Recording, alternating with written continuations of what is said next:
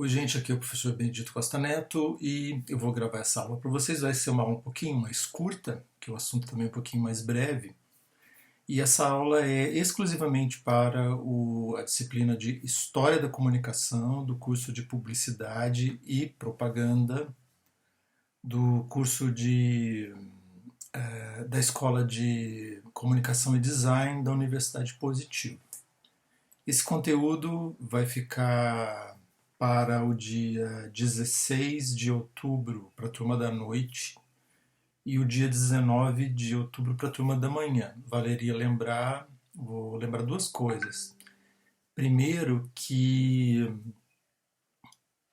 nós não tivemos aula no dia 12 e no dia 13 de outubro. O dia 12 era dia de Nossa Senhora Aparecida, ou seja, feriado no Brasil. E dia 13 não tivemos aula também porque foi a antecipação do dia dos professores. Então a turma da manhã não teve aula no dia 12. E a segunda lembrança é que eu estava sem acesso ao AVA, eu não tinha como colocar material, então agora estou colocando os materiais com 2 semanas de atraso, mais ou menos. E hoje, ou entre ontem e hoje voltou, o sistema foi reestabelecido e agora eu posso corrigir os trabalhos e as provas. Eu queria deixar isso anotado aqui para não haver problemas futuros. Hoje eu vou falar um pouquinho do telefone. Então, na aula anterior eu falei da invenção do telégrafo e comentei com vocês que a invenção do telégrafo foi uma grande mudança na história da comunicação. Então nós tínhamos falado sobre o livro anteriormente, né? O livro durou assim, séculos e até hoje é usado. E uma grande descoberta, uma grande invenção do século XIX foi a invenção do telégrafo. Eu comentei com vocês que o telégrafo não apenas mudou a relação das pessoas umas com as outras, porque elas tinham acesso mais rápido a textos, mesmo que os textos fossem pequenos, fossem textos breves, mas o telégrafo trouxe mudanças radicais em relação à velocidade da transmissão da informação e também trouxe mudanças importantes, por exemplo, no caso dos jornais, que precisavam noticiar coisas, noticiar fatos, e as mensagens demoravam muito tempo para atravessar o mar ou atravessar um país de grandes dimensões, como o Brasil, os Estados Unidos, ou de um país para o outro, caso da Europa. E pior ainda, quando as mensagens elas vinham do Oriente ou da África, da Oceania. Então o telégrafo foi uma grande invenção porque ele trouxe uma mudança bastante radical quanto à transmissão das informações. Mais ou menos na mesma época, isso foi bastante interessante, as coisas estão bem próximas, estão ficando cada vez mais próximas, surgiu o telefone. Então, os seres humanos eles já conheciam alguns efeitos sonoros, por exemplo, o eco. Então, já se conhecia o eco desde a antiguidade, evidentemente. Você grita para uma cordilheira, ou você grita dentro de uma igreja, ou dentro de um castelo, e você vai ter a sensação de ouvir a mesma mensagem que você enviou. Isso é o eco. E nós temos também um outro fenômeno que é o da reverberação. O eco, como eu falei, não era apenas conhecido na antiguidade, como inclusive há, por exemplo, na mitologia greco-romana, uma personagem chamada Eco, que tem uma história bastante triste, vocês podem procurar a história dela, que ela acaba morrendo, definhando num determinado lugar e aquilo que ela fala se transforma numa frase, num texto que vai sendo repetido até ele desaparecer. O efeito de eco ele pode ser ouvido, pode ser sentido, pode ser conhecido em várias situações. E a reverberação também. A diferença do eco da reverberação você pode procurar aí no seu Google, não vou nunca perguntar isso numa prova, claro. Mas o eco ocorre quando você ouve mais ou menos a mensagem que foi transmitida e na reverberação você não tem o tempo suficiente para você ouvir exatamente o conteúdo. E evidentemente também que o eco não é tão perfeito porque não é a primeira transmissão. Outros fenômenos físicos que já eram conhecidos desde a antiguidade, evidentemente, eram, por exemplo, as ondas. Né? Então, Vamos supor, você joga uma pedrinha numa água, se a água estiver mais ou menos parada, você conseguir verificar um efeito na superfície dela, você vai perceber que você joga uma pedrinha na água e ela forma ondas, né? Essas ondas são perceptíveis pelo olho humano. Então sempre houve fenômenos já conhecidos, seja para a área que depois foi conhecida como acústica, seja para outras áreas da matemática e da física que estudavam esses fenômenos, né?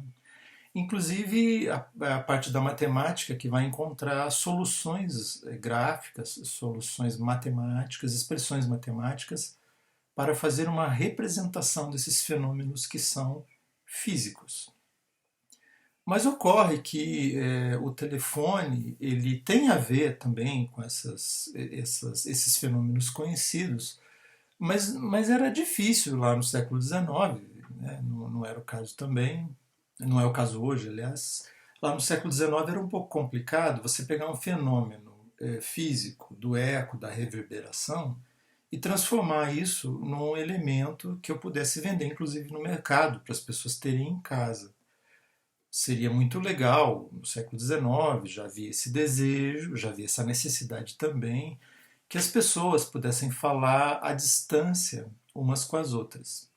Não havia também um conhecimento muito específico de coisas que a gente hoje aprende na escola, a velocidade do som, como que o som se propaga no ar. Isso eu vou falar um pouquinho também quando a gente finalizar o conteúdo desse bimestre, quando eu falar da telefonia celular. Mas hoje eu vou falar da telefonia com fio primeiro. Então, alguns fenômenos já eram conhecidos, alguns matemáticos, alguns físicos, que também nem tinham esse nome exatamente. Hoje que nós separamos o físico do matemático, do químico, do biólogo, etc., assim como nós entendemos essas disciplinas e essas áreas do saber, mas havia um interesse e havia estudos em relação a essa possibilidade de eu falar com alguém à distância que não fosse berrando. Então, não adiantava eu sair pela cidade berrando para as pessoas, como durante séculos houve em várias cidades do planeta, principalmente na Europa, um sujeito que saía na rua gritando alguma coisa, avisando as pessoas de uma peste, de uma invasão, ou como houve, por exemplo, em cidades como, se não me engano, Londres e Nova York também, alguém podia sair gritando nas ruas notícias de interesse público. Né? Ou como na antiguidade, que alguém ia na rua, na Grécia ou em Roma, principalmente na Grécia, e falar com as pessoas numa praça, né? Aquilo que vocês aprenderam lá na escola, tal da ágora. No século XIX, então, voltando um pouquinho, nós temos, por um lado, um certo conhecimento de fenômenos físicos. Em paralelo a isso, nós temos matemáticos e físicos que fazem alguns estudos para, inclusive, tentar fórmulas matemáticas para entender isso. Algumas fórmulas matemáticas já são conhecidas da Antiguidade, da Idade Média, mas ficaram desaparecidas um tempo, retornaram, e outras elas aparecem mesmo como resultados de pesquisas nessa área, principalmente a matemática. E com a invenção do telégrafo, com a possibilidade de eu mandar um sinal por um fio, como eu já expliquei na outra aula, houve estudos então para eu tentar colocar a voz humana. Mas para eu colocar a voz humana no fio, eu teria que transformar essa voz humana. Eu não poderia pegar o fio, balançar o fio, por exemplo, e fazer o mesmo fenômeno que ocorre com a água quando eu jogo uma pedrinha nela e as ondas se propagam ali, até porque aquela propagação das ondas na água ela é bem mais simples que a voz humana, uma vez que a voz humana ela trabalha numa faixa de frequência de 20 Hz no mínimo, que a gente quase não consegue perceber, e até 20 kHz. E eu já fiz testes assim, e como eu estou envelhecendo, meu ouvido está cada vez pior. Eu ainda ouço muito bem, até vou bater aqui na mesa, eu ainda ouço muito bem, mas sons muito agudos eu já não consigo ouvir mais. E sons muito graves ou muito baixinhos eu também não consigo ouvir. Mas isso tem a ver com a altura do som, com a frequência, uma série de situações que eu não vou discutir agora. Então, voltando à vaca fria, no século XIX, os físicos, matemáticos, alguns cientistas vão tentar fazer experiências com a voz humana no fio, num fio. E uma das bases, dos pontos de partida foi justamente o telégrafo, né? Como eu já falei antes, eu conseguia mandar uma mensagem pelo telégrafo, que era muito simples, uma mensagem que era, como eu expliquei na aula passada, de sons não, de sinais fechados, né? Ou abertos, o que dava um código binário, que era possível depois transformar numa linguagem mais acessível, mais palatável para os seres humanos. Então talvez eu pudesse fazer isso com a voz também. As primeiras experiências foram horríveis, né? Dá para imaginar. Então eu até conseguia fazer com que a voz humana, o som, né, passasse por um fio. Mas, primeiro, não adiantava eu pegar o fio em si e colocar no ouvido ou perto da cabeça para eu ouvir o que estava ali. Não é um exercício de fone que criança faz com um copo e com um fio, um barbante. O fenômeno ali é diferente, é um outro fenômeno. Então, os cientistas e algumas pessoas em particular, elas vão fazer algumas experiências que transformam, ó, esse é o ponto importante da aula de hoje, que transformam a fala humana num sinal elétrico. Né? Lembra que eu falei para vocês do ohm, do ampere, do watt, do volt? Então, que transformam esse sinal elétrico, transforma a voz humana num sinal elétrico, e esse sinal é que vai passar pelo fio. Aí já começamos uma diferenciação. É claro também que os primeiros estudos foram um fracasso, porque não era como hoje, você vai a uma loja e compra um fio, né? Você tinha que ou mandar fabricar o fio, ou usar o fio que havia na época, ou o fio do telégrafo. Os tipos de materiais que nós temos hoje, nós temos ligas muito diferentes das ligas e dos metais conhecidos até o século XVIII, XIX e até mesmo as primeiras décadas do século XX. Hoje a gente tem, a gente já conhece mais metais e consegue fazer ligas mais precisas e ligas assim que não enferrujam, por exemplo, não vão dar um problema quando você coloca embaixo da terra ou você deixa o ar livre. Embora os fios que você veja na rua são fios encapados, para que eles não estraguem.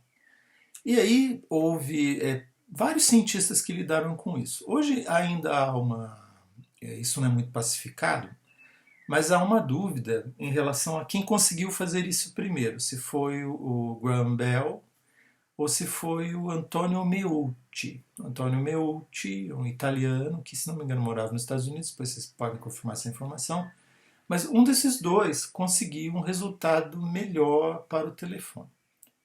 Como que o telefone funciona? O telefone precisa de uma base, sendo que é ali nessa base que a voz humana vai ser transformada num sinal elétrico. E eu tenho um gancho que funciona como uma chave. E eu tenho um fone onde eu falo. Vocês já devem ter visto isso em filme, em fotografias, ou em algum museu, em algum lugar, que os primeiros telefones eram de parede, né? Então você ia lá, dava corda no telefone, por exemplo, para ele funcionar. Que ele precisava lá de uma fonte de energia qualquer, essa energia era mecânica, depois elétrica.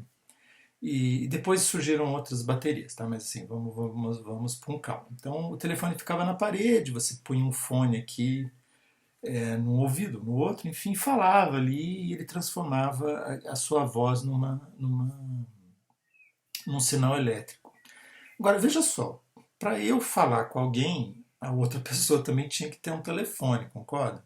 Então nós tínhamos que ter um aparelho transmissor, tudo começou assim, então um aparelho transmissor, no qual eu falava ali, tá? Assim, e o sinal era transformado num sinal elétrico, e esse sinal passava, né, pelo fio, isso é bem rápido, porque a corrente é bem rápida, e ele chegava num outro lugar. E aí, obviamente, os cientistas tiveram que criar um receptor.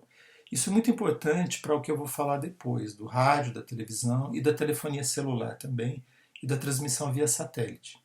Então nós temos uma situação aí de houve a necessidade de criar primeiro um transmissor e depois um receptor. Então eu falava num lugar, a pessoa ouvia num lugar, no outro lugar, distante de mim, por um aparelho receptor. Os primeiros experimentos, evidentemente, foram com fios curtos, então de uma sala para outra, por exemplo, E depois essas salas foram ficando cada vez mais distantes uma da outra e os fios também foram aumentando. Olha o que eu estou dizendo. O fio foi aumentando. Era necessário ter um fio. Então começou também uma indústria de fios, porque não havia. E os fios começaram a ficar cada vez mais longos. Como eu não posso ter fios infinitos, pensa bem, eu vou ter que ter fios emendados, né? Em algum lugar eu vou ter que ter uma emenda. E o fio também eu não posso passar na rua, evidentemente, junto com os fios elétricos, porque já havia eletricidade nas cidades. Inclusive, às vezes eles se confundem. Aqui na frente da minha casa tem fio de tudo quanto é tipo, é um horror. Me sinto no Vietnã, que é uma piada no Vietnã, os fios lá são uma piada. Então nós temos que houve a necessidade de criar uma indústria de fios, de cabos, né? De relés, abre e fecha. Houve a necessidade de criar uma indústria também de junções para esses fios. Então quando você olha num poste até hoje, e se você for para um lugar mais antigo, você vai encontrar lá os lugares onde um fio encontra no outro, ali tem algum pino, alguma coisa, para que dê continuidade a esse fio. A energia elétrica passa ali, o sinal elétrico passa ali, e uma pessoa pode ouvir a sua voz num outro lugar. A tecnologia foi melhorando, evidentemente, e o som também começou a ficar melhor. Mas no começo era um horror, você não entendia quase o que a pessoa falava, o sujeito precisava gritar, precisava falar bem alto, o aparelho tinha que entender, transformar a sua voz em sinal elétrico. E também, não é? As pessoas tinham que ter telefone. Veja, um dos primeiros países a ter telefone foi o Brasil. O então imperador brasileiro, que é o Dom Pedro II, ele gostava muito de tecnologia, tinha interesse por várias áreas do saber humano e ele acabou instalando num dos palácios do Rio de Janeiro, assim diz a história, um telefone. Né? Então, de uma maneira assim bastante incipiente, bastante ainda rude, mas dentro do palácio talvez já tenha havido uma comunicação via telefone. Esse registro histórico aponta para uma coisa que é usada até hoje, ainda de uma maneira assim muito rude, muito simples, que é o interfone. Então, em grande parte dos prédios, por exemplo, aqui da cidade, você vai encontrar um interfone que ele ainda funciona de uma maneira muito rudimentar. E por isso ele dá muito defeito, porque ele provoca ruído, o fio estraga e ele não funciona. O próprio a própria repetição mecânica de você usar o interfone faz com que ele haja um desgaste e ele acabe funcionando muito mal. E funciona mal mesmo. O próximo passo do telefone foi o seguinte, que as pessoas tivessem então um telefone em casa. Então se você tinha que ligar para uma pessoa, ela tinha que ter um telefone. Né? Então a pessoa A compra um telefone, a pessoa B compra um telefone, a pessoa C compra um telefone, a pessoa D compra um telefone.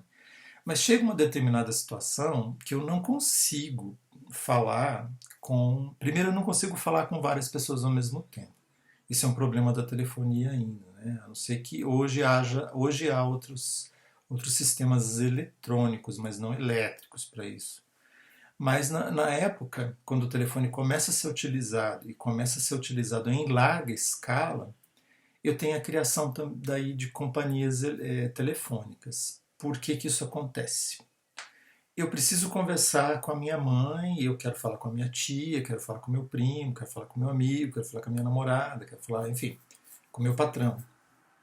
E aí, o que acaba acontecendo? Fica difícil eu ter na minha própria casa um conjunto de chaves que chaveie para cada pessoa que eu quero, com quem eu quero falar. Então foram surgindo ideias, né? Por exemplo, eu tenho um número, você tem um número, né? Esses números começaram pequenininhos, né? E hoje a gente tem números grandes, porque no Brasil há mais números de telefone celular, por exemplo, do que pessoas. Então as empresas ficaram responsáveis por fazer essa migração de uma pessoa que fala para a pessoa que ouve. Então, vocês já devem ter visto isso em filmes também, ou no museu, ou em algum outro lugar da sua vida, a presença de uma telefonista. Né? E essa mulher, geralmente eram mulheres, elas recebiam a ligação de uma pessoa e colocavam um borne, tá? Chama-se borne, né? Colocavam um borne, que é um dispositivo para fazer uma ligação de um ponto com o outro, e colocavam lá um pino no borne para que você conseguisse falar com a sua mãe e não com a sua tia, e que uma não escutasse a voz da outra. Evidentemente que as companhias telefônicas também começaram muito pequenas, mas foi uma grande explosão. Então, poucas pessoas, eu ia dizer muitas pessoas, poucas pessoas ganharam muito dinheiro com a telefonia já no alvorecer do século XX. A telefonia ficou cada vez mais importante, ficou cada vez mais necessária e ficou cada vez mais comum na vida das pessoas. Então, depois do telégrafo, a telefonia foi a telefonia não móvel, a telefonia por fio. Ela foi um elemento de grande transformação na vida das pessoas. As pessoas poderiam conversar entre si no seio familiar, poderiam resolver coisas de trabalho, poderiam resolver coisas de notícias, por exemplo, de uma guerra, de um acidente. Elas poderiam ligar para o hospital para fazer uma chamada, para o corpo de bombeiros. Né? Então, há situações muito interessantes na história. Um dia, se você quiser, sente para ver como que a telefonia, junto com o crescimento, por exemplo, do corpo de bombeiros, né? Como que o corpo de bombeiros foi um dos primeiros serviços públicos a ter telefone, porque com o telefone ele poderia receber chamadas de acidentes, incêndios, etc. E essa história é muito interessante. Depois os hospitais, as escolas. E durante muito tempo o telefone não era acessível, era uma coisa realmente muito cara. Então, por exemplo, aqui no Brasil, quando eu era criança, ter um telefone em casa era um luxo. O telefone custava o preço de um carro, ou mais, ou menos, dependendo do carro. Então poucas pessoas tinham telefone. Então na segunda rua em que eu morei, na minha infância, uma pessoa tinha um telefone. Ele era realmente muito caro. E essa pessoa tinha telefone, porque moravam duas pessoas idosas numa casa, e a filha deles instalou um telefone lá para que eles chamassem essa filha no caso de uma emergência. E todo mundo usava o telefone desse casal. Depois, claro, as coisas foram melhorando, o Brasil também foi se transformando. Né? Estou falando da época do regime militar, que tudo era muito ruim, nossa vida era muito ruim, muito pobre. E as pessoas começaram a ter telefone em casa. Depois você podia alugar um telefone. Então, quando eu fui morar sozinho, a primeira coisa que eu fiz foi instalar um telefone na minha casa. Né? Até porque morando sozinho, tinha medo de morar sozinho e aluguei um telefone. Então, você poderia alugar um telefone. E depois o preço do telefone foi caindo com o avanço da tecnologia e principalmente depois com o uso de uns aparelhos de transmissão que você usava na cintura para receber recados. Isso foi no final dos anos 80, começo dos anos 90. E depois, com o advento da telefonia celular, os telefones sem fio começaram a ficar obsoletos. Você talvez tenha telefone com fio na sua casa, aqui em casa tem um telefone com fio também lá em cima, mas a gente não usa para nada, porque o uso do telefone foi caindo cada vez mais.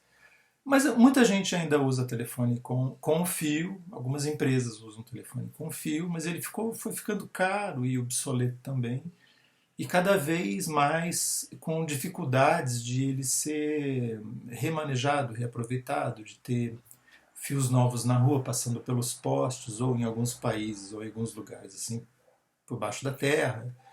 E outros tipos de telefonia, hoje a gente chama de telefonia móvel, eles ocuparam o lugar do telefone com fio.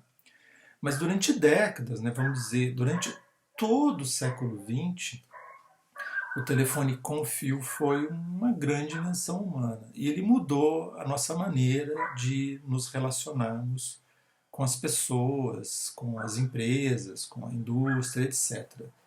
E eu detesto falar no telefone, tá? Mas a lembrança que eu tenho assim é de muita gente pendurada no telefone ali falando com alguém, né? O telefone com fio. E a tecnologia também foi melhorando cada vez mais. os primeiros testes com telefonia com fio foram feitos, por exemplo, com água, para você tentar lá transformar aquelas ondas lá da água numa onda sonora. E depois surgiu o carvão ativado, que até pouco tempo, talvez até hoje, seja ainda utilizado em telefones com fio, para que você pudesse ter uma transmissão do som, da fala, etc., e uma recepção desse telefone também. Então, hoje eu falei um pouquinho do telefone com fio, que ele veio logo em seguida da invenção do telégrafo. Então, nós tivemos o telégrafo, que foi uma grande mudança na história da comunicação humana, e logo em seguida veio o telefone. Na próxima aula eu vou falar da rádio, ou do rádio, e que foi a próxima grande transformação na maneira de as pessoas se comunicarem, tá bem? Então finalizo a aula aqui, desejo um bom finalzinho de semana. Para quem tem final de semana, né? Para quem está começando a semana, que vai ser a aula lá do dia 19, para quem for ver isso, desejo uma boa semana também. Então continuamos com o assunto, tá? Logo logo a gente encerra esse bimestre também. Fiquem bem.